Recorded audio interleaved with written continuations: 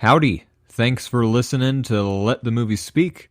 Before we get started, we'd like to ask a favor of you. It's a simple favor. If you could just rate and review our show on Apple Podcasts, Spotify, or wherever else you listen, that might help other ears get into our ecosystem here and hear another episode. Anyway, enjoy the show. A brilliant actor, and he's also a real close friend. Yeah. People talk about you and compare you to Hitchcock. Is that a legitimate comparison in your Well, I'm very estimation? flattered by that.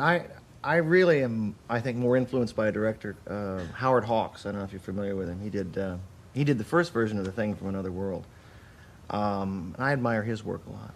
Now, The Thing itself, what are we talking about here? What exactly is The Thing?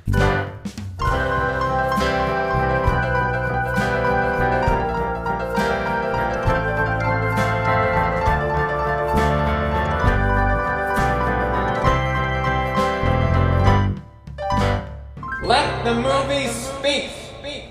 Welcome, listeners, to not just another episode of Let the Movie Speak, but a very special spooky episode.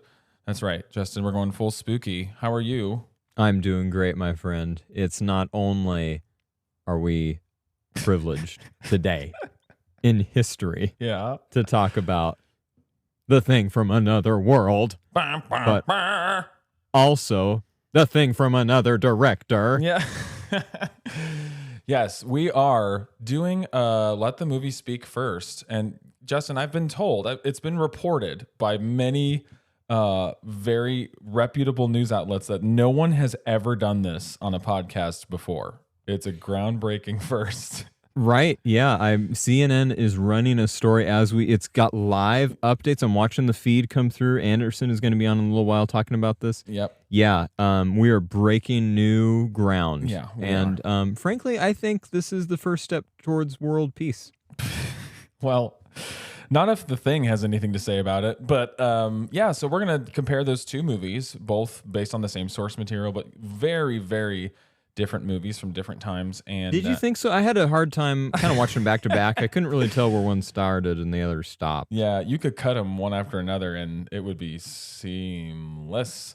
Yeah, before we get started tonight, we should probably do one of our periodic, hey, if you're listening to this, you ought to be following us on all the social meteors in your life, including Instagram, Twitter. We're on Facebook, if anyone still uses that, other than your parents.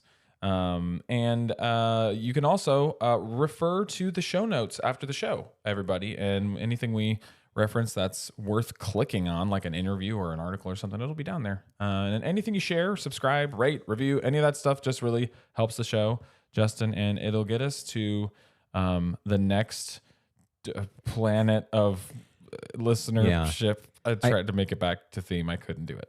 Right. I think it takes us to the next domain of not just existence, Right. but also pleasure. Okay. And on that very disturbing note, we are going to talk about what we watched this week. Justin, we are nothing if not on theme tonight because this is our spooky season kind of exclusive because The Forbidden Planet was not scary and Body Snatchers is fun, but it's not particularly scary. No. But both of our what did we watch this week's they are in the genre, and so yeah. So did you watch an opera? I'm sorry, did I miss my cue, Travis? Oh my gosh, I was trying to get it on cue. Okay, I'm sorry, man. We will never try that again. But why don't you try telling the folks what you watched this week? Well, it was a dark and pretty calm night when I popped on. You can't do that anymore, huh? I'm sure that came from like VHS days, right? Yeah. You used to pop in the tape. Yep. Anyway, I had the pleasure of watching Werewolf by Night. Yeah. This is the Marvel werewolf thing. Yeah, so it's a Marvel thing, Travis, and I know you haven't seen it yet, so I don't want to, get into... I'll just try to talk about the big picture. Yeah. This is enjoyable. Okay, we have both. Wait, stop the presses. Yeah. Did you say Okay. enjoyable? I said enjoyable, and I actually mean it. Whoa. I don't know, man. It's really refreshing, and I think a lot of this has to do with, there's that whole side in Marvel world, at least in the comics, of all this monsters and monster hunters. If anyone related to this show has seen any of the Blade movies with Wesley Snipes, Soon to be remade with what, Mahershala Ali or Yeah, something? yeah. They just lost their director like last week, though. So Great sign. It's going to be a great movie. yeah, it's been pushed back. You know what's amazing? I think they only pushed the release date back like 3 months. They're like, no director. Wow. No problem. That's we'll how get you Orson know it's a Welles. Marvel movie, because it's Yeah. like all you have to do is come in here and like call action a couple times. We got it. We got it. Right. The show must go on. It Yeah. will. Yeah. So here's what's interesting. I think why this is enjoyable, because it doesn't even sound like from its conception that Werewolf by Night happened like that, right? Yeah. So Michael. So I realized I was saying his name wrong, Travis, for years. I was saying Giacchino. Yeah. I was saying Giacchino. Apparently, that's not it. It's Giacchino, I think, isn't it? Yeah, you're right, man. Holy cow! Well, You've okay. got- To be fair, I realized this like not that long ago as well, because I heard someone talking about how he was directing this movie, and I was like, "Who the crap is Michael Giacchino?" And then Yeah. I looked it up, and it's like, who's that imposter? "Oh no." Yeah. No. So Giacchino and apparently Kevin. We don't even need to say his last name, right? Yeah. From Marvel, had a little meeting, and Kevin said, "Hey, Mikey or Mr. M. I don't know what he goes by, but he said, hey." Just let me know what you'd want to do, because they got to talking about the possibility of Michael Giacchino getting involved in doing something for Marvel, and he said, "Oh, that's easy, Werewolf by Night." And Kevin apparently stopped and was like, "What? Really? Are you serious?" And he absolutely was. And so maybe it's because, Travis, this isn't a theatrical release, right? And it's just a one-off. This is less than an hour. I don't know. What's so great about this show, I think, is that it feels so unencumbered. There are like zero references to anything Marvel anywhere. Music to my freaking ears. That's And wonderful. there's no post-credit stinger. It just goes. It's an hour-long movie? Like it's a short film, essentially. So yeah. So they presented it as like it says something different in the beginning too, like Marvel Studios special or presents Yeah. a special. I don't know. Well, something, it's like an old school TV special, like when they Yeah, used to do exactly. like an hour-long TV special, which is really Yeah. cool. Yeah. And so I know that we both. I saw the trailer and I thought, oh, there's no way I'm not gonna watch this. Yeah, you yeah. know? And so I sent it to you, and I think you had a similar reaction, like, "Oh, wow, something that actually looks interesting." Yeah. So my mom, who I love and who I've talked about a bit on the shows that relates to movies. When I was like 6, she started me on the classic Universal monster movies. Oh yeah. And I cried at Frankenstein. Right. Not because I was scared, though. I was just very sad for him. Go back Right. to our Frankenstein episode if you want more details. We'll put the link to that in our show notes. Bam. That's right. Show notes. Yeah, this helps the algorithm, I hear. Yes, algorithms. There are overlords and our masters, and we serve nothing but the algorithms. Humbly, Humbly. I might add. They're And always with good to some us. meekness Yeah. and a little bit of sausage. And reverence. Yes. Yeah, so this is a big send-up of those kind of movies, right, in part. And I think that comes through pretty loud and clear even in the trailer. Yeah, for sure. That Marvel would allow something besides that one episode of WandaVision to be shot in black and white, I think says something on its own. Yeah, so is it perfect? No. But here's what I'll say. If you are a fan of the horror genre, especially like classic, film horror, do yourself a favor and watch this. You will enjoy it. It'll make you feel warm and fuzzy on the inside. Nice. A lot of the effects in here, Travis, are practical. Oh, more music to my ears, Um, Justin. Why didn't I watch this? I should have watched this in time to talk about it together. That was a stupid decision. Yeah. Well, you can always go to confessional tomorrow, Travis. I'll confess to the algorithms. I'm sorry, algorithms. Yeah. We're not talking about the Catholic Church, people. We're No. talking about the algorithms. Of course Come on. not. No. So yeah, good send-up of the monster genre. Feels very unencumbered. It's not perfect. I don't want to give you too many details about that, Travis, Sure. just in case. But definitely worth your time, I think, because this is the last thing I'll say about this. It actually devotes some time on screen to characters actually like having dialogue with one another that lets you actually know them as a character. And when it happens in particular, and there's one scene I'm thinking about in particular, and it made me happy that was in there, but it also made me a little sad because I realized of how rare a thing that is in Marvel. Oh my gosh! Because even if characters are talking, and it is something that does matter, at least in the movie, it's really nothing except to move the plot forward, right? It's just a stepping stone or part of another quest or something. Yep. But in this, it's not that. It's just part of who these people are. And I thought, wow, this is like actually a movie. It unfortunately certainly is a lot more of a movie than a lot of the rest of the stuff Marvel's been putting out lately. So yeah, if you're interested in horror, if you're interested in seeing if Marvel can do something different. Also, Travis, I think I'll link an article in the show notes. Nice. To an article in the Hollywood Reporter from either this week or last week. He kind of made the thesis or the argument that this opens up Marvel to kind of being freed from a little bit of its constraints that it's self-imposed on itself. Yeah. And then it might allow it to reach a wider audience. So it was an interesting article. I'd give it a read if you're interested in that sort of thing. My good buddy, what did you watch this week? 2 questions about Werewolf by Night. One, is it spooky? Yeah, it is. Okay. It is Nice. so not. I mean, good heavens, we're talking about The Thing from 1982 tonight. Yeah. It does not compare to that. Yeah. Fair enough. Fair enough. But it is in its own. I will say this, Travis. It's enjoyable. It's more fun than it's spooky. Okay, right? that's fine. It's a little Yeah. bit creepy, but it's not really Concerned with like. But being I the think scary you will scene, be yeah. surprised. Okay. I don't know if I want to spoil. Yeah, no. I'll go ahead. This is by far the most violent thing Marvel's ever done. Oh, that's what I wanted to hear from this. Yes. Maybe not compared to like the Blade movies pre Iron Man. Yeah. But, or Punisher this- Warzone or something like that. I'm gonna melt your face. Yeah. I feel like there were some good one-liners missing from that movie, like in True 8, like because he just blows people's faces off like pieces of melted Tupperware. Yeah. Right. No, everyone's And made he- out of cheese in that movie for some reason. Yeah, man, it's so good. Okay. It's not really. It's really bad.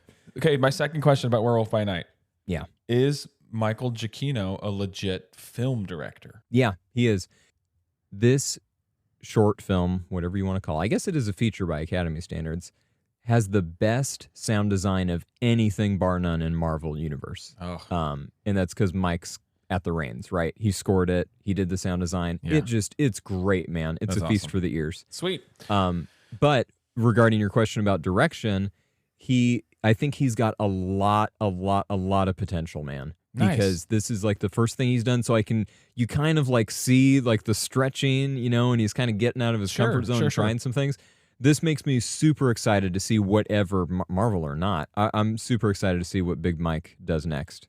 I wonder, not to get too sidetracked here down the spooky, foggy path on the spooky episode. How many Oscar-nominated composers have made the transition to the director's chair? That has to be not that many. That has to be a short list that he's at the top of. Yeah. Is my guess. Yeah. Okay. All right. So I watched this week a movie that falls nicely in line with our episode today and also our Body Snatchers episode. I mentioned on that episode that there were 3 big 80s remakes of, popcorn flicks from like the 50s or 40s or whatever. 1820s, I think, was the first one you mentioned. Yeah. There is- Eli Whitney's Revenge of the Cotton Gin. Yeah, pretty cool little flick. The film that I watched this week is David Cronenberg's The Fly, which of course is a remake of a 50s popcorn flick, much like Vincent Price, right? In the original? Yeah. So that's from 58, and then you've got Cronenberg doing The Fly in 89.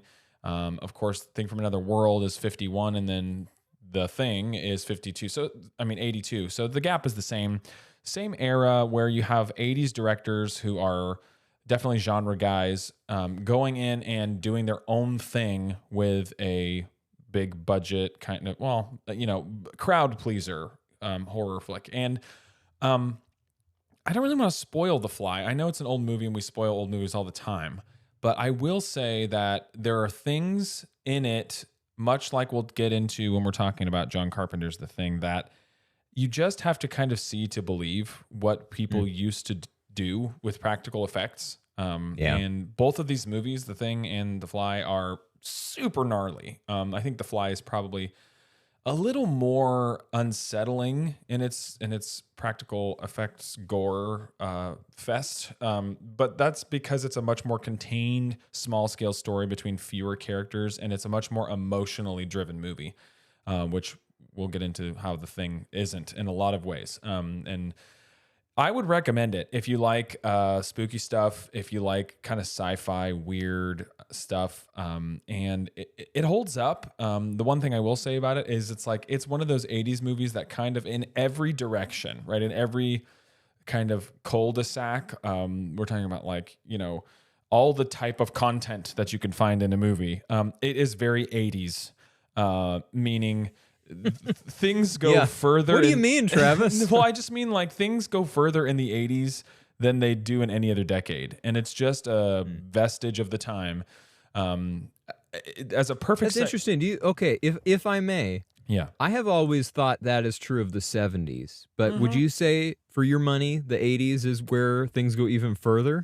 So, if we're talking about, sex stuff, here's my take is, and that's what I was referring to, is the casual nature of these things in the 80s, I think, is more on the surface. It's more all over the place. You can't really get away from it. We're talking about the movies that have the biggest box office returns, the most, rave reviews for kind of crowd pleaser, big budget, like Ghostbusters, for instance. You watch Ghostbusters and you're like, Ghostbusters is a super fun movie and it holds up very well. But there is a sequence in Ghostbusters, which I don't need to be specific about, that you're watching and you're like, why is this here? It just seems sort of provocative for no reason. It doesn't really make sense with the movie. It's not really tonally correct with anything else that goes on around it. And so that's just true of a lot of these movies. And he's talking about the Marshmallow Man at the end. Yeah, by the way. yeah. That Marshmallow Man is so sultry, sauntering through the city streets with his little bow tied around his neck. Travis has a weird thing for mushrooms and marshmallows. Yes, so I'm sorry. Watch out for when the Super Mario movie comes out. Yeah, that's all I'll say. It's gonna be bad.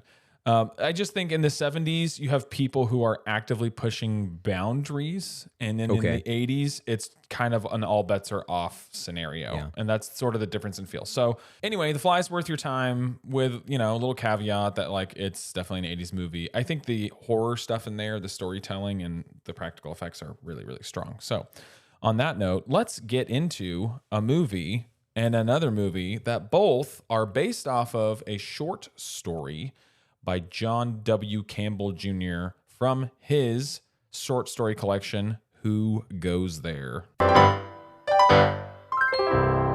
And the name of that short story, Justin, is the name of our first film, the Howard Hawks production of The Thing from Another World. I just have to say, there are two amazing taglines today that I want to speak both of them into the microphone.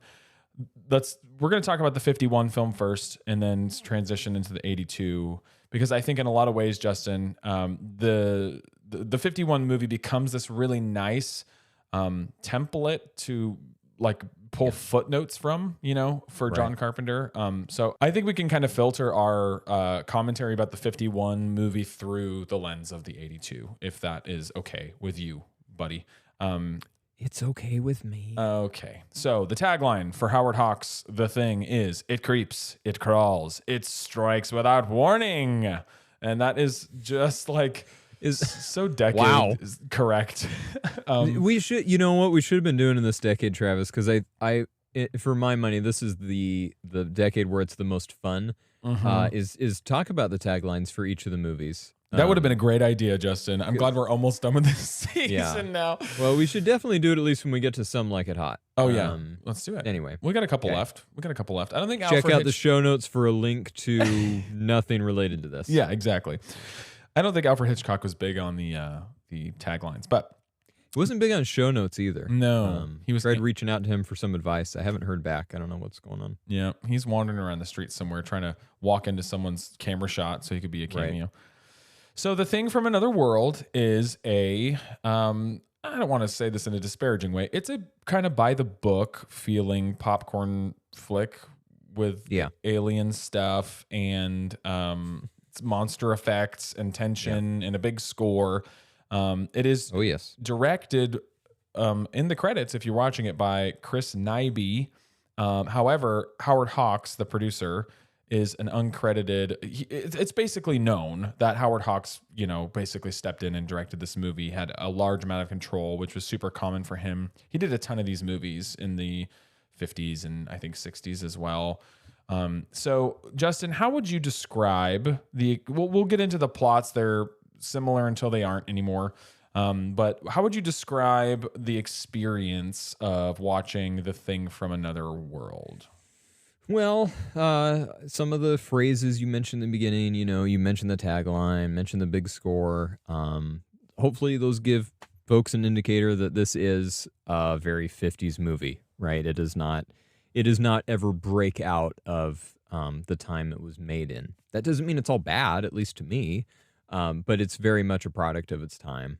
But that said, I think this movie does a great job, even especially for the time period, of building a real sense of dread, and it feels kind of ominous. Yeah.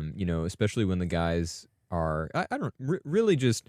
Yeah, I think it's a good combination, Travis, of the very beginning. There's some really good dialogue written in this movie. Yeah, I thought so too. With an understanding of what genre we're talking about. No question. Yeah. But it's really fun. It's very lively. I feel like a lot of these characters are real in the genre they exist in, at least. Yeah. Certainly not people I'm going to bump into on the street, but that's okay. And so when they go up to the North Pole, I thought the change of location for this adaptation was kind of fun too. Yeah. Because it gives an excuse to. There's a little bit closer of a link to humanity. Which leads to, I think, a lot less scary of a tone overall. Yeah. I think so Because too. help is just in Anchorage, guys. It's not that far away. Right. I mean, Alaska's huge. It is far away, but a little closer than Antarctica. This is true.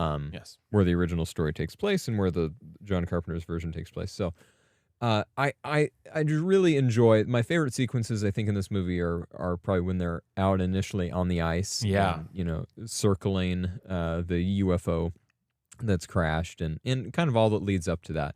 That's really good. I think as far as tone from there and how I kind of reacted to it, once you actually see the monster, and bless James Arness for being willing to put on the rubber suit. Oh yeah. It looks. John Carpenter was very kind when he said something like the monster in this movie is unremarkable. It's a very charitable way of putting it. And again, product of its time, right? This is just the way we did monsters back then. Yeah. And so it's just, but for me, they don't thankfully spend a lot of screen time showing it. No. But No, at the end, when there's no real attempt to kind of shoot around it or do shadow lighting, or it's just boom, there's James Arness, but he doesn't have his 6 guns on today. So that takes a lot of the tension out of the room for me. Yeah.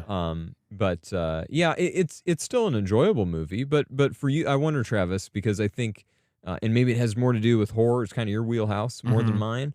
What was your kind of, as you're watching the whole movie, did you feel the same about or differently about kind of the building of dread and tension in the beginning, or what was your overall take of the kind of flow of this movie? I think this movie works really well for like all of the context considered. Like you're saying, like the modern understand. Like every time we watch a horror movie, it's the barometer is The Sixth Sense, it's Silence of the Lambs, it's John Carpenter's The Thing, it's Psycho, and those just don't exist yet. And so I think people's goals in making these movies was less to like get under your skin and terrify you at an existential level than it was to just like create tension and kind of relieve that tension in fun kind of roller coastery ways. Yeah. And at the best of times, movies like this are, in fact, populated by real human beings, not just cardboard cutouts. And so I think you touched on 2 things that I do agree with. Like the way it builds tension is really good. John Carpenter, in an interview one time, I believe the interview was about Halloween 1978, his breakout movie. and he was describing the difference between just storytelling about like the boogeyman, and he's talking about there's a shaman or a medicine man sitting around the campfire, and they're telling their tribe the evil is out there. It's in the bushes. It's coming to get us. And then there's the evil inside you, and he said, and that second story is one that is a lot harder to tell, but perhaps a little bit more rewarding as a scary story when you do tell it. And I think that's the clear difference between these two adaptations. Is The Thing from Another World is about the evil out there. It is very much about the other, the alien conception in the early 50s is all about fear of the other in a lot of ways. And that could be a stand-in for a lot of things, but certainly the Cold War, plays a part in that. And so I think one thing I really like about it is, and this is another, I'm just going to reference John Carpenter because it seems like the episode to do it. He mentioned, and I think in that same interview when he was talking about his version of The Thing, that something they do really well in this one, and I think the right way to watch The Thing from Another World, Justin, is to have seen John Carpenter's The Thing, and then watch The Thing from Another World, and then rewatch The Thing, from 1982. Like, yeah, don't do it in the same day though, or you might kill yourself. Yeah, I just mean like if you have it in the back of your mind, like, oh, I know what The Thing is. I've seen John Carpenter's 1982 film. And then you watch the original, and then, maybe shortly after that, re-reference the 82 version. I think that's when it's probably going to shine the brightest, because he mentioned that this movie does a really quirky, interesting thing with doors. There are constantly doors being shown on camera, closing and opening and closing and opening. There's even dialogue about it. Shut that door. It's cold, and like that's said, I don't know, probably half a dozen times. It's like, get the door, and obviously people do say get the door, especially when you're in cold places, but it is purposeful. It's purposeful. And the reason it works to draw attention in a movie from 1951 that you might see at the drive-in or on the big screen as a double feature or whatever is eventually, when that door swings open, there's going to be something on the other side, and right. That's when you get the monster. And so I think while, yes, I do agree that like looking through modern lens, it's like, oh, that's a guy in a suit with some funky gloves on. I think the initial reveal, the like bam moment of it just being there, the one time they swing the door open really works, and then the more time the actor in the suit spends on camera in any given shot, it sort of demystifies it and makes it a little less creepy. But Justin, I think I agree. The two things I love about this movie are it does build tension nicely. It does find its way to an interesting kind of fun popcorny climax nicely. And the characters in it are really like fun to be with. They're warm and relatable in their decision making. None of them are like so stupid and nonsensical. You've got like, Kenneth Tobey playing Captain Patrick Henry, who's like, our hunky leading man in a bomber jacket. His name is Patrick Henry, for crying out loud. How are you going to beat that? Seriously. But I did want to ask you one thing about the characters in this movie, because you got him, protagonist, and then you've got Dr. Arthur Carrington, who's like... I prefer Darther. I prefer that name. Darther Carrington. He is like the science above all else, and forget it if we die. This is an important discovery. That's sort of that archetype being played out in this movie. But what did you think about the romantic subplot in this movie, which is going to be completely missing from Carpenter's version? It's just interesting that like this is from an era where that was part and parcel. It's like you got a hunky leading man. There's got to be somebody interested in this guy. Look at him. He's strong, he's brave, he's courageous, he's good looking. So we throw a female in the mix. But I have to say, for me, Justin, and I want to get your take on this, I thought this kind of worked. Like, it doesn't always, but I think they're both kind of believable, and their interplay, like you said, the dialogue between them is like when they're just alone and kind of quiet times. I found that all very like convincing and sort of compelling. Yeah, I'm with you, man. Again, recognizing the genre that this movie exists in. So I wouldn't certainly be like, well, if you want a really realistic depiction of 1950s relationships, here you go.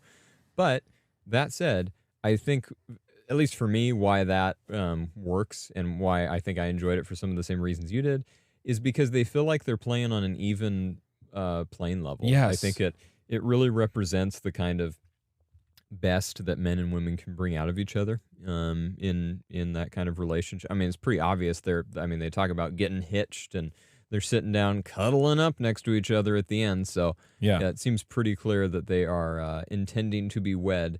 So it's interesting that the whole lead up to that, though, is I don't know, done in such a way where he doesn't just come and sweep her off her feet. Yeah. Or she's not just some shrinking violet that No, needs yeah. some dude to save her. It's really played a lot more fairly than probably, especially for the genre. I mean, that's got to be pretty rare for the era anyway. For sure. But even just for 50s in general, it gives her a lot of what's one of our hot button words today? Agency. Yeah. Gives her a lot of agency. Yeah, we have our own theme song we're working on. It goes like, agency, it's for you and me. But if you and me are women, agency. So we'll get that polished up for you here For shortly. sure.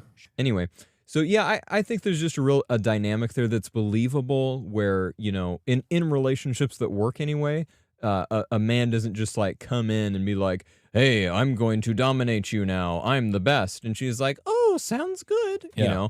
And vice versa. It's not like, hey, how's it going, honey? I'm going to seduce you. Okay, I guess we'll get married now. It's Yeah, like, yeah, I mean, the latter, sadly, might be a little more, that may happen more often in the real world.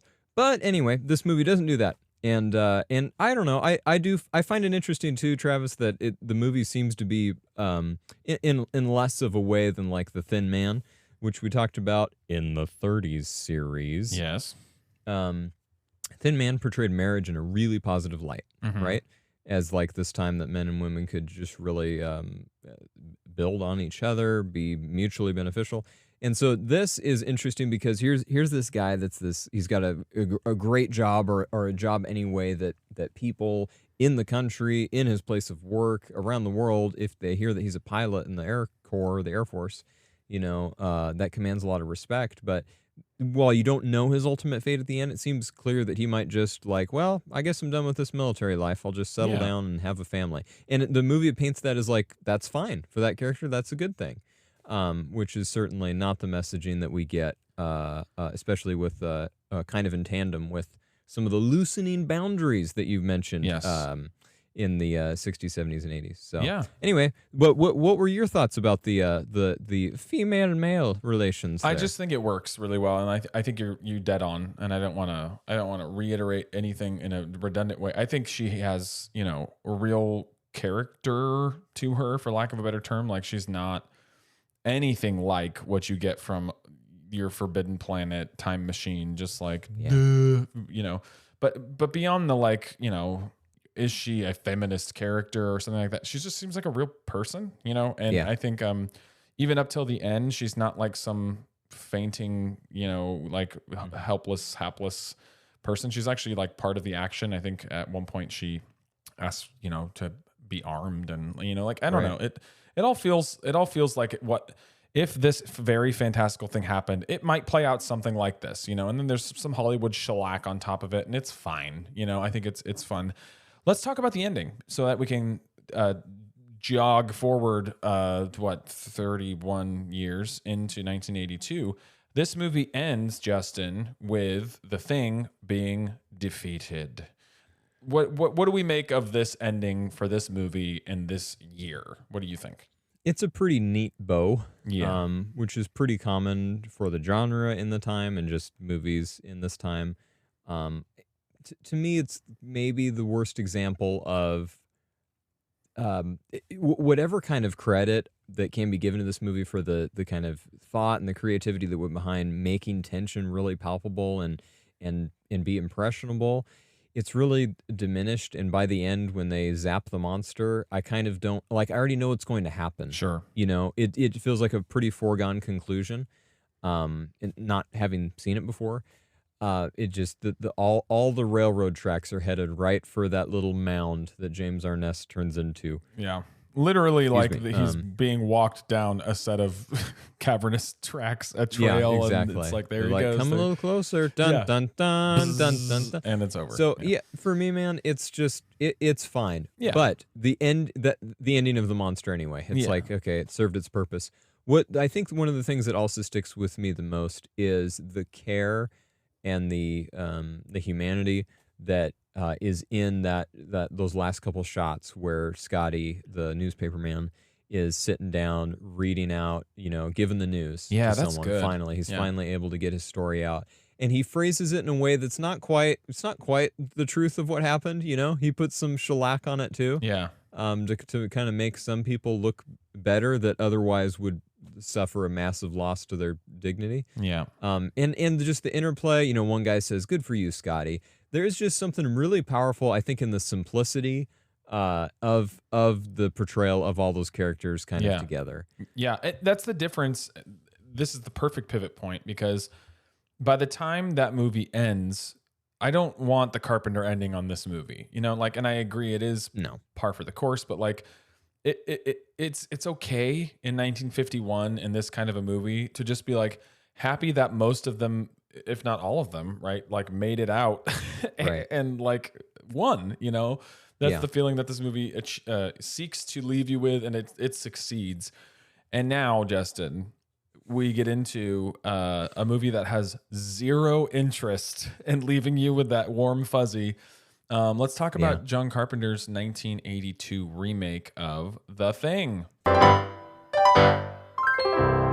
So for this movie, Travis, and compared to The Thing from Another World, I had not seen the 50s version ever before. Yes. How many times have you seen either of these movies that we're talking about? I had not seen the 51 yet. It was my first time. And this one, the 82 version, I have seen probably 3 times, total before today, I would say. I think I saw it for the first time when I was like 15 and then rewatched it a couple times over the years. And I hadn't seen it for, a couple years. Probably a couple years ago I watched this movie. Okay. How about you? Yeah. It'd been a couple years for me too. First time I had seen The Thing from Another World, because when I saw The Thing, probably around the same age as you, the first time, and then I heard, it's a remake of this other one. I went, that's nice. I just have no desire. Yeah. To, like how would you possibly top this movie? Yeah. I think, Travis, this is next to Star Wars. Yeah. This is one of the, if not the movie I have seen the most in my life. Okay. I think it might be like over, I don't know, between a dozen and 2 dozen times. Yeah. I'm not sure. I've seen it a lot of times. You're what we might call familiar with this film. Yeah. But I mean, it had been several years though, and I was so excited to get to watch this again. Yes. And man, I had even, I just knew I loved everything about this movie. And so even just from the very beginning, Travis, you don't even get any footage. But the genius of John Carpenter's musical tonalities, it immediately brought me back. Yeah. And I realized that's the first thing that should clue you into the tone and the power of this movie. Yeah. So the interesting thing about that, right, is that this is technically a score by the man himself, right, Ennio Morricone, but someone else was supposed to do the score, Jerry Goldsmith, who's like a big time writer, and you could tell what Morricone is doing is Carpenter. Like you can, there's no question about it. You've seen like Escape from New York or Christine, any of the movies that he scores, and he scores most of his own movies. That doom doom doom doom. That is Carpenter's heartbeat. You know what I mean? So I think you're right. It's the perfect tone setter to start the thing off. I don't. You're way more familiar with Carpenter than me, Travis. But would you say? I mean, because clearly Ennio Morricone is just a savant of music. Yeah. Did he kind of perfect is this as good as a Carpenter-esque score has ever been? It's really up there. Carpenter in his long run from Halloween up through, well, this movie kind of broke him for a while. It kind of knocked him off trajectory because it was critically savaged and a total bomb at the box office. But everything in that run from like 78 to the late 80s that he scores is, I think, really good. Honestly, it established a genre of movie scores that now people are totally aping. You know what I mean? Like you can't watch Stranger Things or anything with that sort of synthy 80s throwback, late 70s throwback kind of sound. That's Carpenter, like no question. So this is up there. Halloween is definitely up there. The Christine score is really good too. I am very not biased when it comes to these things, but I think this one is either 1 or 2 on lots of people's lists of favorite John Carpenter scores. Yeah, it's Okay. it's really good. Yeah. So, okay, Travis, here we are. We're walking in now to Antarctica. We've gone to the other side of the Yes. world. Yes. In this movie. What what's your first indicator, Travis, that this movie's doing something a little different than the first movie? Oh, the first shot. I Yeah. mean, okay, so this is one of those comparisons where like this is why I wanted to do this episode, Justin. It is so worth comparing these movies. And it's not just to like dump on one of them as opposed to the other one because they're so different. And yet it is a perfect example of two creators, two different types of movie makers, Howard Hawks and John Carpenter, and the stylistic choices in the opening few shots of Carpenter's film are like they're so brilliant. You know, it immediately you get these huge snowy vistas. You get this helicopter chasing a dog, shooting at it, which ultimately, immediately rather feels like wrong. You know, like you don't see people shoot at dogs in movies, and so Right. immediately you're off kilter. Like, what the crap is going on here? And the other movie, is the opposite. I feel like it. The opening scene is a bunch of guys around a card table that's trying to like get you into their circle of friends and introduce you to them as human beings. And I think one thing, Justin, that we can expand on when we talk about Carpenter's version is I think his goal is to write people in a way that is convincing, but just up to the line of making them real characters. You know, in this movie, like most of their archetype kind of things are very, very minimal, almost surface level. Everything that happens in this movie is set up to get you into that tense, you know, really tense, like what, like last whole hour of this movie is like grip your Yeah. seat. Oh, yeah. Good. And if they are too humanized, too distinct, too easy to read, almost in a Body Snatchers level when people are transformed in that movie and they're supposed to be like automatons, you know what I mean? If they're too colored in with bold colors, right? Like you're not going to have that, oh crap, who is it? You know, which is the whole thing, you know, near the last. So that's what I think is really masterfully done. You're watching it, right? And as the scenes are unfolding and starting, this dog is getting shot at. This Norwegian dude is getting, you know, crazy and they have to gun him down. Immediately you believe that these are real people, but Carpenter forces you to keep them at arm's length and you can't really get to know any of them.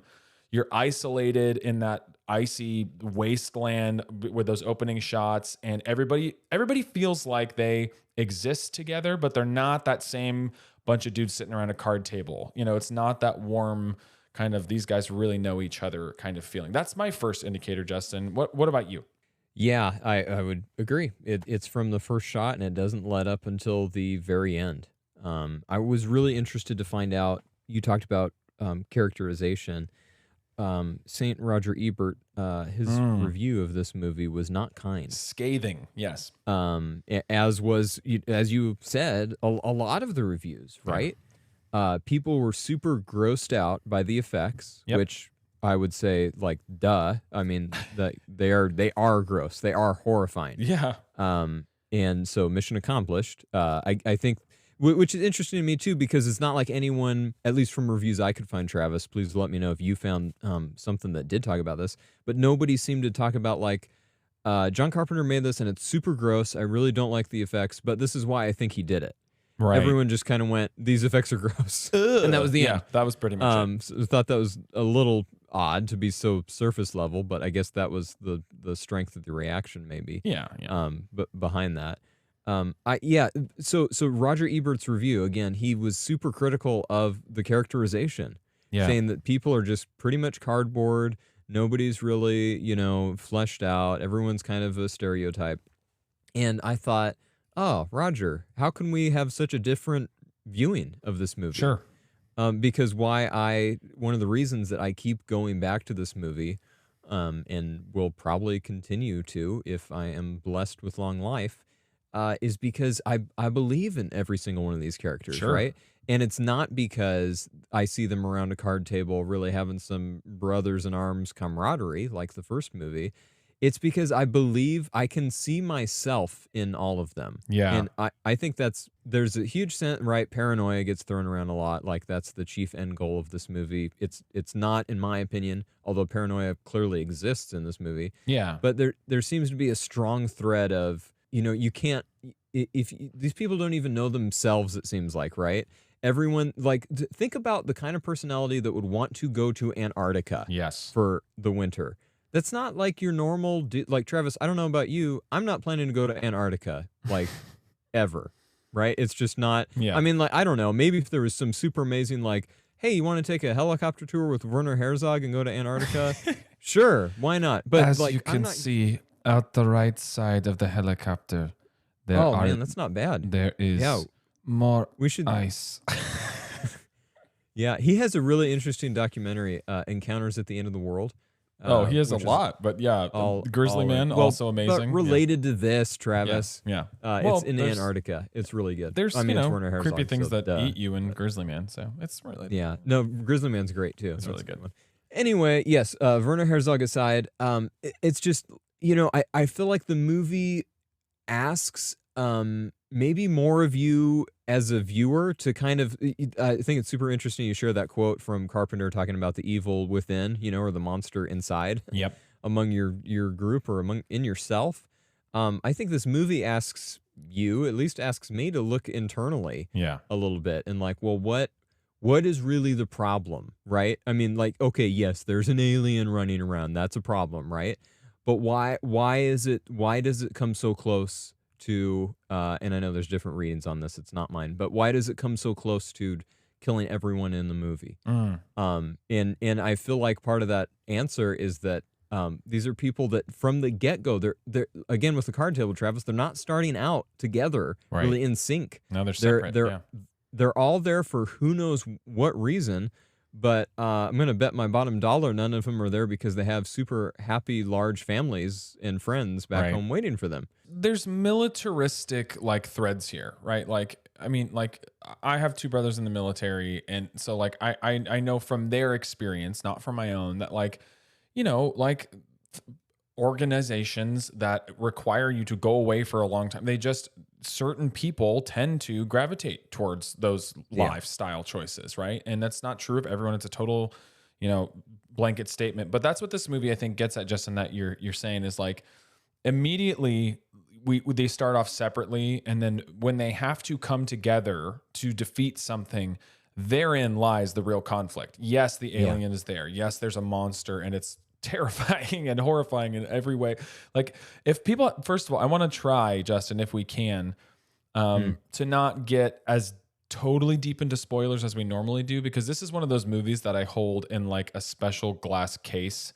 Okay. I would love to sit next to someone who's watching this for the first time. You know what I mean? Like, I would just love to watch someone else watch this movie. So like, I want to touch on sequences, and we can go for some plot details, and we'll talk about the ending, but maybe we'll do a little like, hey, spoilers coming, kind of a thing.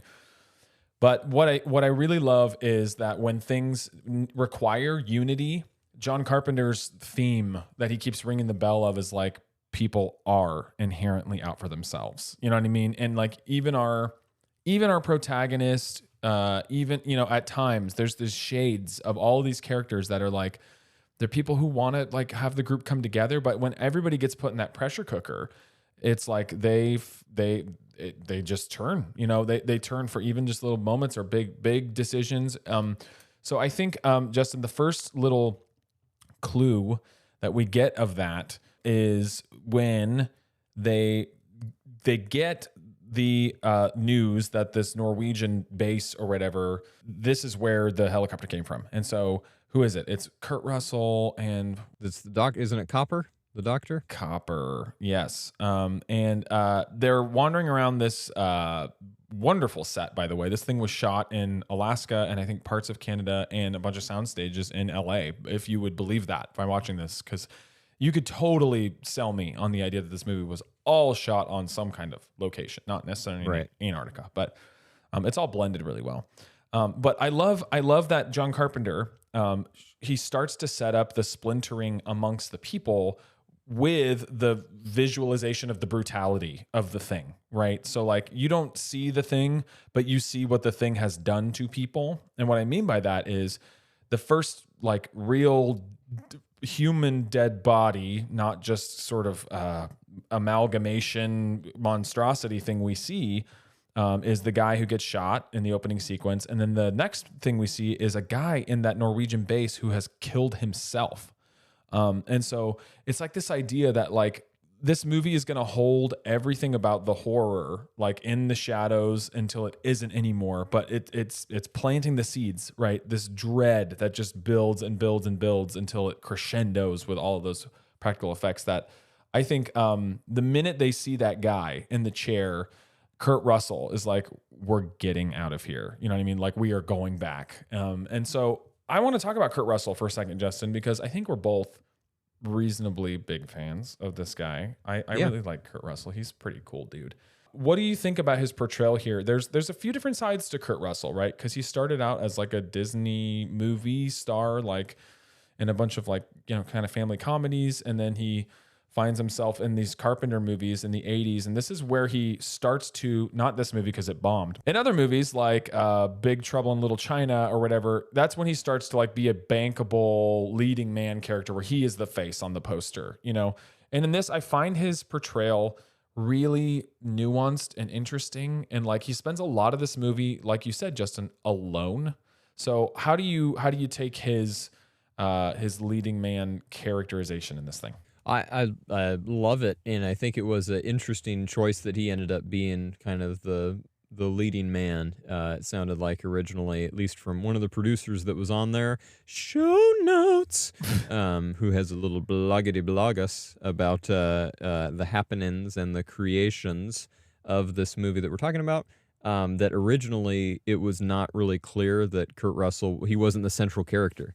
In this movie, and through editing and some kind of minor reshoots, John Carpenter chose to make him that. I think that was a wise choice. Well, I say that when we don't know much about some of the other characters. But everyone in this movie is really good. Even though they are asked to do a lot. That's not fair to say they're not. They're not asked to do a lot in terms of like amount. But in terms of power and what they've got to do for the short amount of time that most of them are on screen, they're asked to do a lot. And they all bring it. And so Kurt Russell does have to do more just in terms of time, what's given on screen. And he somehow is able, Travis, when we talked about that couple, the romantic relationship in the original Thing movie. And I just want to talk about Kurt Russell's romance with the refrigerator. No, I'm saying that I really like that Kurt Russell is portrayed not like as the protagonist that has it all figured out, right? No, not at all. There's a real that's why I brought up the romance originally. Like that we kind of believed that romance in those characters. I believe this guy he's just trying to figure it out, right? And he clearly, we won't do spoilers, but he does not have it all figured out, right? And that has some consequences, good and bad. So I appreciate that it's really grounded. And when you talked about, everyone is inherently out for themselves, which unfortunately I'd have to agree with you. And I agree with the premise of the movie in that regard. I think what is cool about this movie is that although it's been accused of being very nihilistic, I think that is such a stupid take. I want to use strong language. Because stupid, like that strong language today. Oh, what is it, 1934? I'll bleep it. He called me a nincompoop. I'll bleep it. Don't worry, man. Yeah, thank you. I got your back. But it's just like Kurt Russell and the rest of the team, although he kind of becomes the de facto leader. They show that like, okay, we are all selfish, but we are not going to survive if we're just on our own. For sure. So we have to try to band together, right? And so I think it's a great showing of the conflict between like, I really just want to be selfish and do what I want, but also, man, this sucks. I'm in this world with other people, and I really do need community if I'm going to have any kind of life, and definitely if I want to defeat aliens from 100,000 years ago that came from billions of miles away. Okay. So yeah, man, I love that there is a lot of nuance, and it's very Kurt Russell-y, in how he plays it. But perhaps most importantly, Travis, the cowboy hat. Oh my gosh, it rules. Yeah. That thing is so awesome. And it is like, it's so ridiculously fun. Yeah. And yet kind of right up on the line, kind of like something else you said earlier. It straddles right up on the line of just being like, what the heck is like, I can't take this seriously. No question. But yet, because of that character of R.J. McCready, I mean, I believe it too. It's like, yeah, that character did bring that hat all the way to Antarctica. Yeah, that dude is probably from some cattle family in Texas or something. Yep. And yeah, that's his hat. Yeah. You got any thoughts on Mr. Russell's performance here? He's so good, man. He's so good, and like, you're right in the consequences department. Like the way he portrays a guy who is thrust into the position of leader of this crisis. You know, there's an alien loose. That's not a spoiler. There's an alien loose. It can take different forms, and he is tasked. He's handed the gun, you know, and therefore the authority in that moment. And it doesn't feel like he wants it. He says, like, I think someone with a cooler temper or a more even temperament should probably do this. He says it to Childs, played by Keith David, who is also amazing in this movie. Oh my goodness. But yeah, everybody's amazing. And the character names are amazing. McCready, Childs, Blair, Windows, Clark, Windows. Yeah. That's one of those things, right? Where they give them one name. And there's something kind of military about, you know, calling someone by their last name or their nickname or whatever. But also, like, I do think that's a purposeful choice to, like, if you knew their first and last name, you might get a little too acquainted. You know what I mean? And you got to keep them at arm's length to make the tension there. Let's talk about some good sequences, man, because the tension is what it's all about in this movie. What's the first sequence that really gives you the willies in this thing and really just like works in the spooky department? The dog kennel. Ugh. That's the hardest scene in the movie for me to watch. Is it because it's dogs? It has to be partly because it's dogs, right? It is and it isn't, right? Because I'm not one. I love animals. Yeah. Okay. I have this weird, like, in my family, it goes back generations. It's probably like we should belong in the insane asylum or something. But on my dad's side of the family, we all like just talk to animals like it's totally normal. Yeah. You know. And I know some people talk to their dogs or whatever, but we're like out talking to like deer and asking for directions to the buffalo, and it's a little bonkers, right? But full on sentences, not like "Hey, yeah. buddy," but like "Excuse me, ma'am, can you point me to the nearest gas station?" Yeah, it's more like that, unfortunately. Okay. They rarely answer back, but when they do, my camera's never working. So yeah, I'm not one of those people. That said, like, I do love animals, but I'm not one of those people that's like, you know, oh man, I don't really get bothered on the news when I hear someone gets murdered, but if I hear about animal abuse, I go nutso, you know. Like, that's not, no. I think people do have more value than animals. Sure. Animals have value too, but anyway, so it's not just because it's dogs, although that's part of it. I think it's let's use our A word again, agency. But this time we're talking about animal agency. The dogs are locked up in a kennel, so they can't get out from a thing, right? And so that is here's one thing I do really whoever trained that dog, and they actually credit the person in the end, Norwegian dog trainer. It's incredible. Dude, that dog is trained so good. Let's contrast that real quick with the Thing 1951, where the Thing is out in the snow fighting the dogs. Oh my gosh. And one of the dogs in the foreground is just looking off in the distance, like, yeah, whatever. Okay, did you notice in that sequence in the 51 though, there is a super gnarly moment because the Thing, the guy in the suit, isn't like foregrounded and like he's like kind of a silhouette, and it's like you can't really make it out.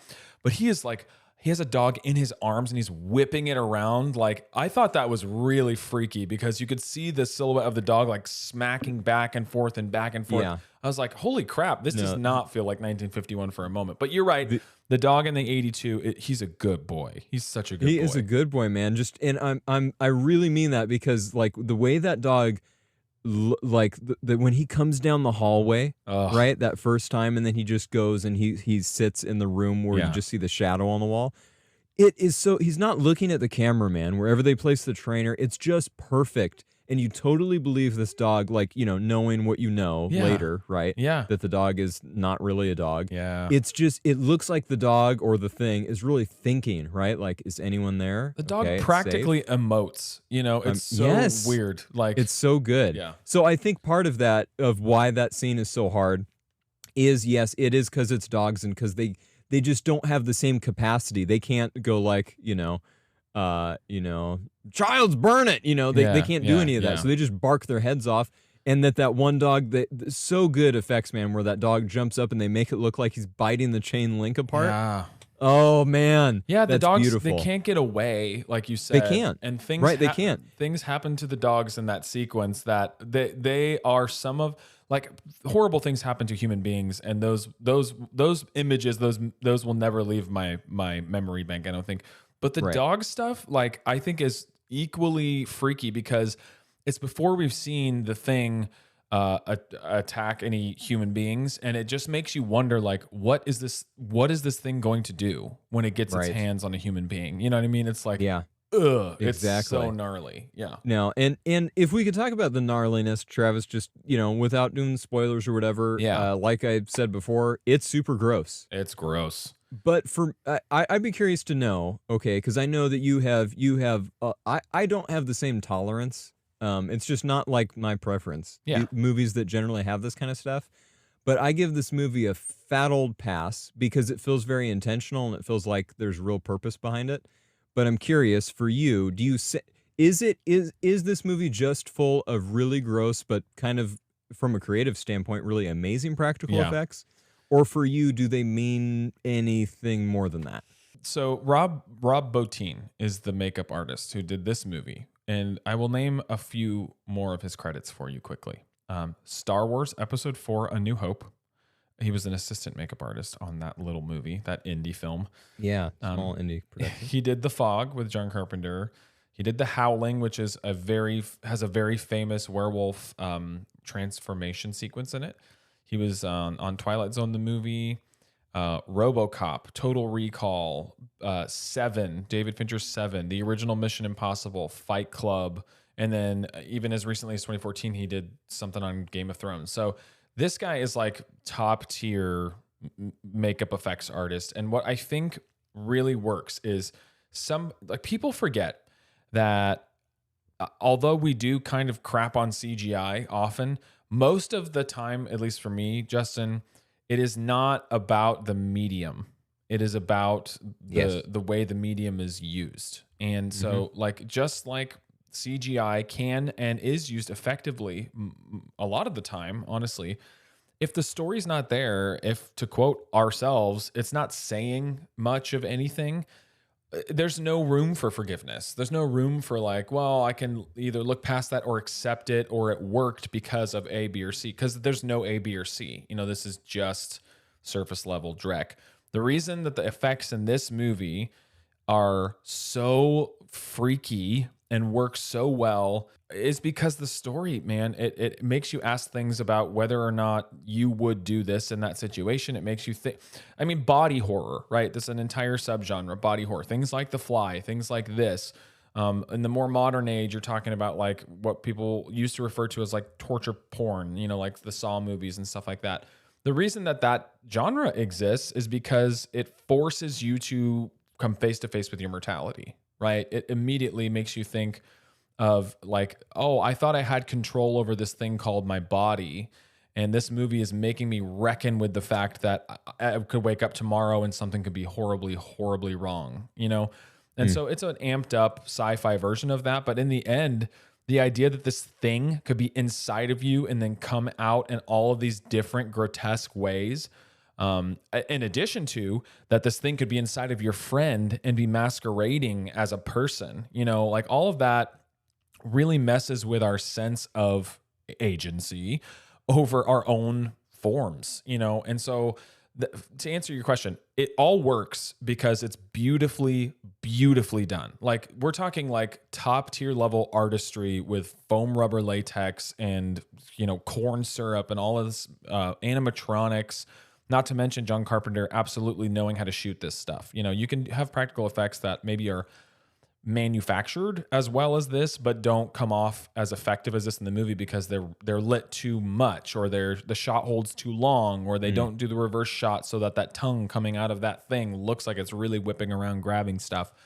So I think it all works, Justin, for me, because it hits me on an under the epidermis level, and it's just executed so well by Rob Bottin. You know, like, this stuff is peak, like 80s practical effects glory right here. And not just on a visceral, like, oh man, cool blood, but like there's enough humanity in these characters, just enough, right? That when this stuff happens to them, you really feel like this sucks. Like this really sucks for this person and the people around them being affected by it.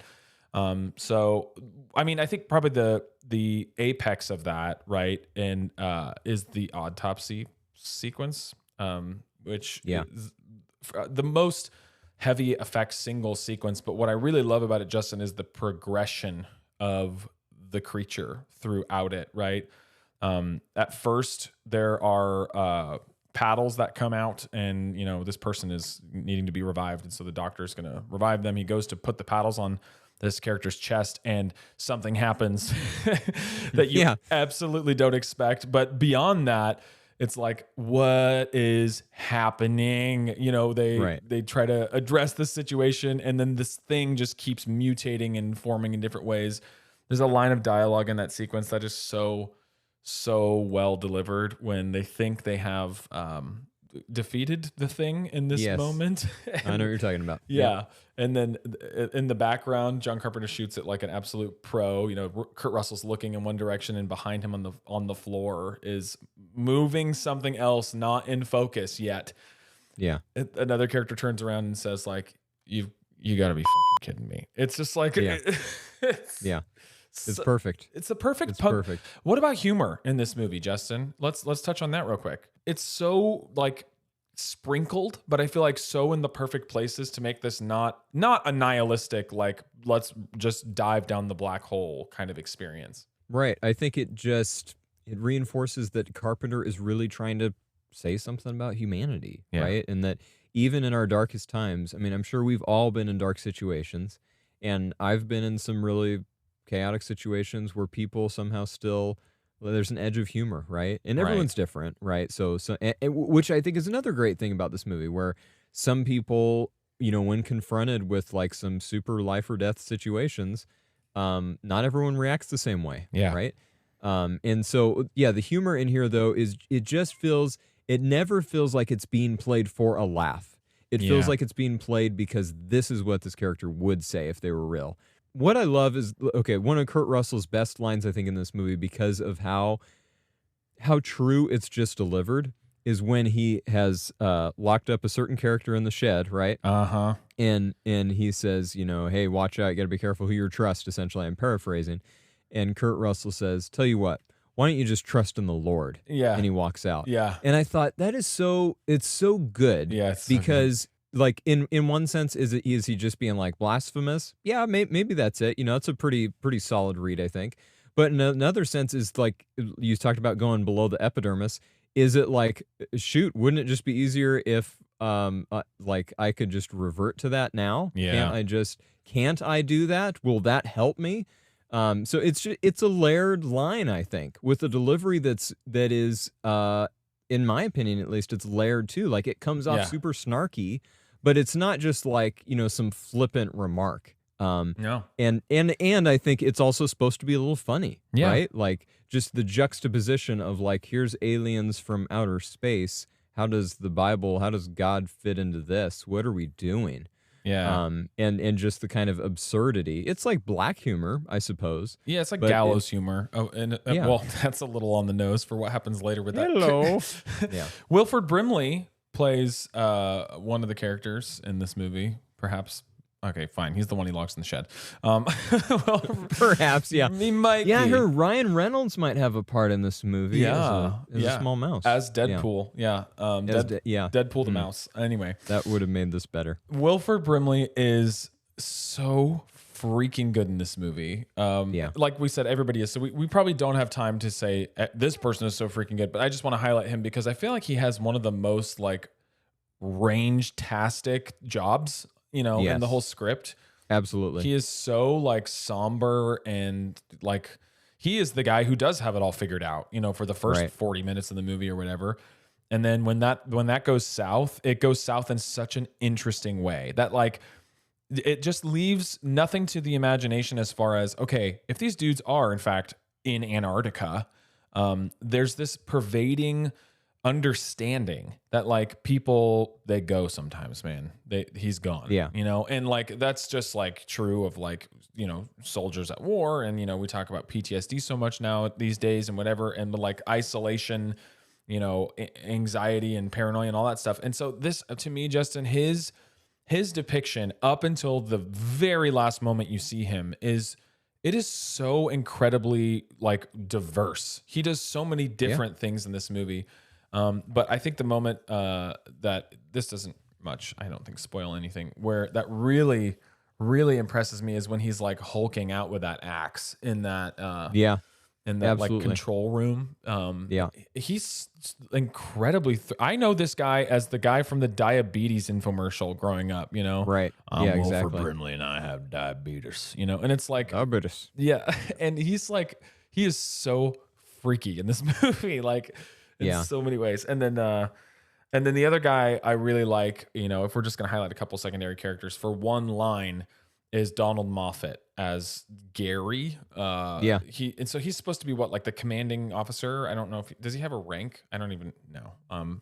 They call him captain once. Yeah, But I feel like that's not. I don't. I feel like this movie is so unclear. yeah, In a good. It's almost like you got dropped in. yeah, To the group of these guys. Figure it out. Yeah. If you can. If you can't, like whatever. And so I don't know, man. Honestly, like because it's like, okay, he has this revolver on, but that wasn't like standard issue in the 80s. You know, he's got like a Western gun belt. Yeah. So is he like a self-appointed, like I'm the law around here? Doesn't he seem slightly, Justin, like he is the one character that John Carpenter took that like claw machine thing from the arcade game and plucked out of the 51 movie and just kind of plopped into his movie? Oh, absolutely. And yet it like works. It totally works.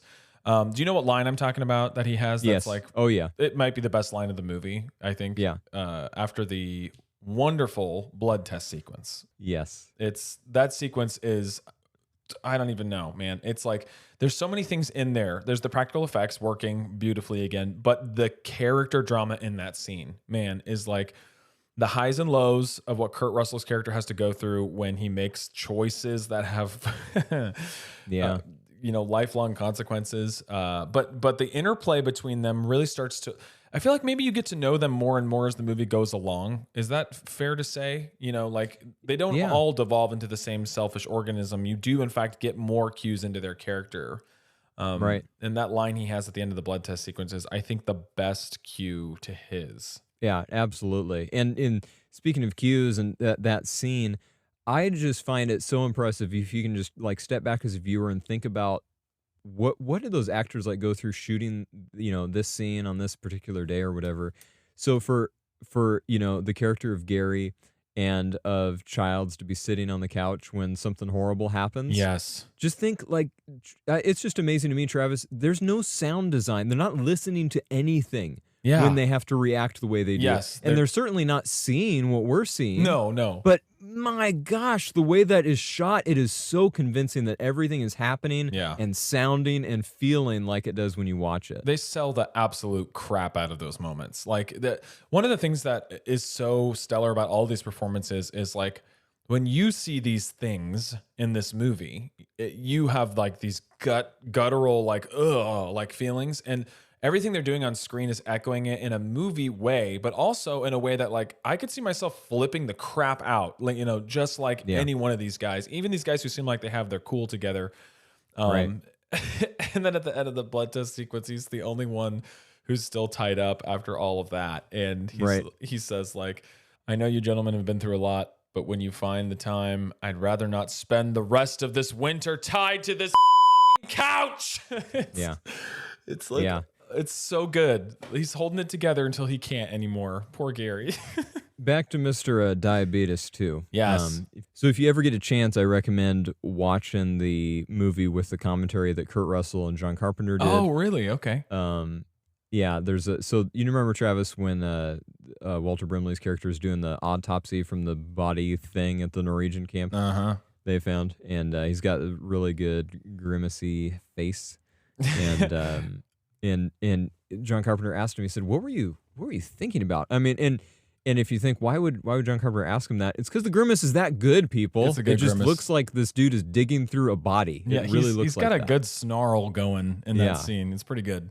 And so Mr. Brimley's response was dirty laundry. So, it's just that just gives you an insight into that gentleman. And Yeah. apparently in his acting prowess, holy crap, if he can conjure up that kind of emotion from thinking about laundry, Yeah. what's he going to do when he thinks about the Holocaust? Oh my goodness. So well, that's enough for today. we should, in fact, let's put up a spoiler wall, Justin. Ready? Knock, knock, knock. Bricks, mortar. Here's the spoiler wall. Here come spoilers. If you have not seen John Carpenter's 1982 masterpiece, The Thing, don't listen any further. Just don't, because everything we've been saying so far has just been tiptoeing around the tulips. But we are going to talk about the ending of this movie because, Justin, John Carpenter's ending is not the 1951 ending, my friend. It's a little different. Something very different. So now that we're past the spoiler wall, we can get to the point where we can say most of the people in this movie don't make it out in one piece, if at all. And at the end, you've got the two characters who, I don't know, probably have the most friction throughout more of the movie than the others. And there's lots of friction. It's Kurt Russell and Keith David, McCready and Childs. They've already come past the point where he's like, we're not making it out of this alive. They've blown everything, the crap up. And Keith David's character has been missing for a while, which of course is very suspicious. He sits down and they just have this freaking, it's not even just good. It is a poetic exchange of dialogue. It is so well acted and written and shot. And this movie ends on one of the coolest lines. And John Carpenter just knows how to end a movie, right, Justin? Like we've both seen Escape from New York, and if you've seen Halloween, that movie has a freaking amazing ending. This is a special one, Justin. Why do you love the ending of this movie?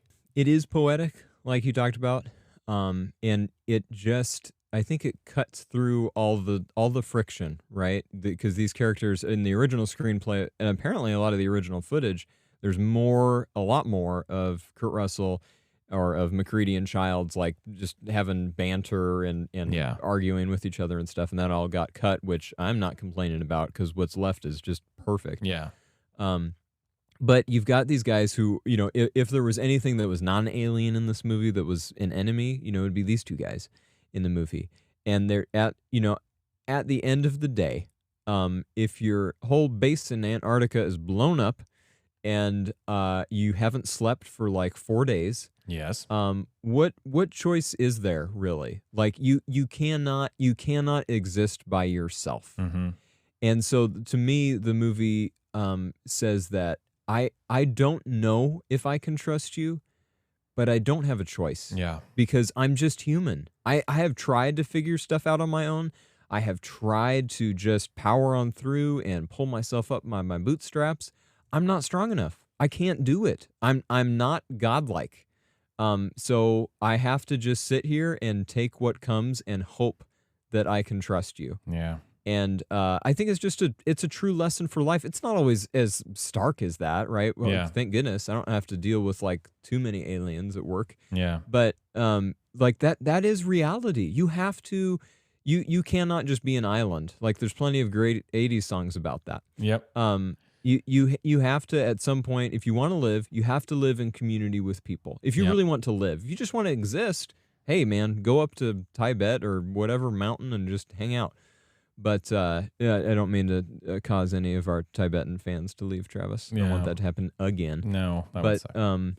The ending to me just says it's a beautiful button because it has that, Travis. But it's also, the ending to me says, I have made a perfect movie in a non-arrogant way, right? And we are done now. Yes. My takeaway is like, oh my goodness, like. That's why it's a creative concept that is perfectly executed. It's a great story that's unencumbered by a studio somehow. Yes. I mean, I don't get it, frankly.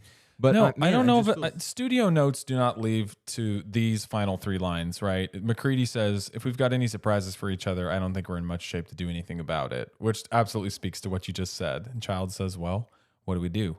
Last line of the movie. Why don't we just wait here for a little while, see what happens? Boom. Yeah. That's it. Like what you can't top that. This thing it's done. It's done, Justin. We are done, but we are not to the final question, which in this case is, are these worth your time?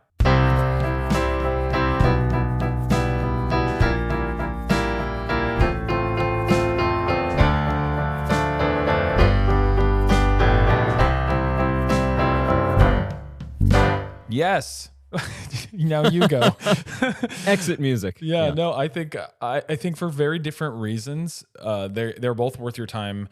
I think, and I don't say this lightly, and I'm kind of a dork and a nitpicker when it comes to movies. If you haven't figured that out from listening to this podcast, I think this makes the list for me, man, of perfect movies. Like they're not that common, but when you see one, you know it. And there's not a frame of this thing, not a line, not a sequence that I would change. This is the 1982 one I'm talking about now. I just love John Carpenter. I think there's something about the artistry plus the economy that he wields in the director's chair. Like there's just like and I haven't seen his entire filmography. I'm not one of those people that has watched through his filmography like 6 times, but like of all of the Carpenter I've seen, which is a fair amount, I never ever finish a John Carpenter movie thinking like, that should have ended 20 minutes ago. It never happens.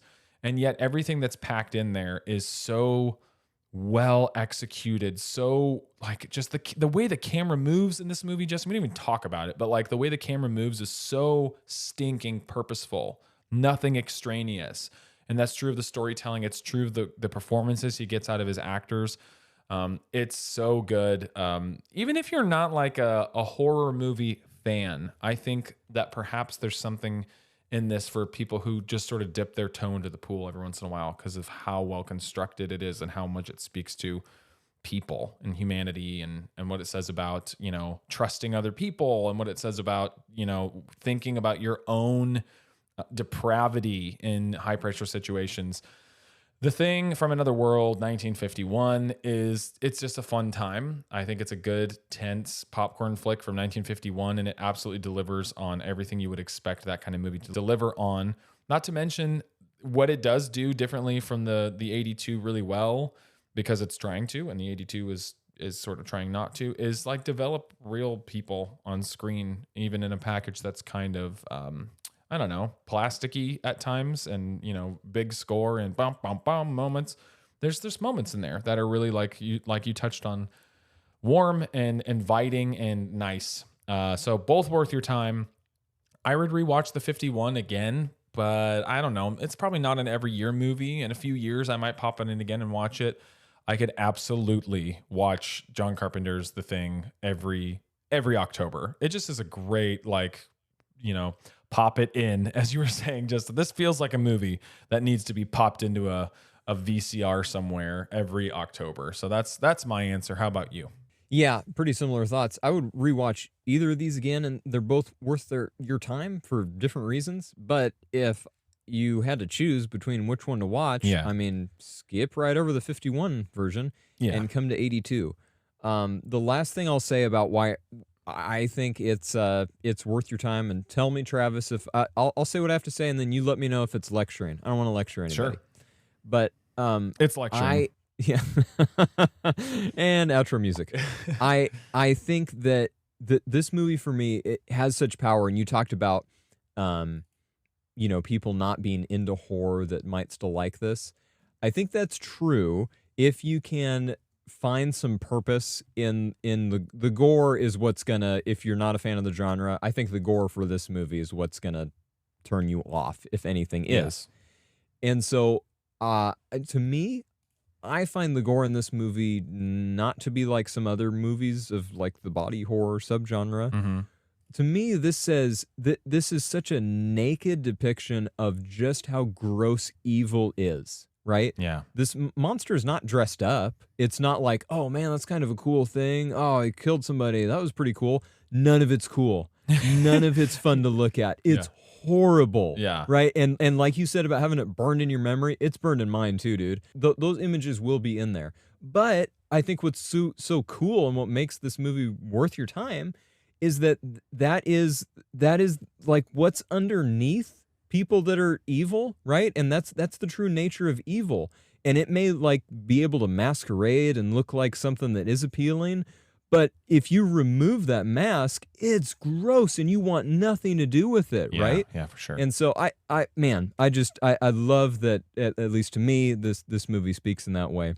The last thing, I guess it'll be a question actually, Travis, Sure. for you, my friend. Let's imagine there's a alternate cinematic universe that is not owned by Marvel, and there's a mashup. You know, we used to have those monster-like mashup movies. Oh, yeah. How would it go if it was The Thing from 1951, the monster from the 1951 Thing versus The Thing from 1982? Well, they both like blood. One of them perhaps is slower, less agile. The 1982 Thing would do horrible, unspeakable, hellish things to that poor man in that rubber suit. That's the answer. I was thinking the 51 version might just tinkle his winkles and be done with it. Oh man, well I tinkle my winkles when I watch this again, Justin. All right, man. Well, that was a blast. Loved both the movies. Next week, we're back to our normal scheduled programming. This was a little bit of a bonus for people. It's a movie from France called Elevator to the Gallows. Oh, that's right. Yes, I'm excited for this one, man. With a score, Justin, by a man whose name is Miles Davis. And Yeah. it should be interesting. Oh, man. Yeah, I don't know if it'll be good, but it should be interesting. It should be. We haven't watched a French movie in a while, but I'm ready. Oh. Okay. Let the movie speak.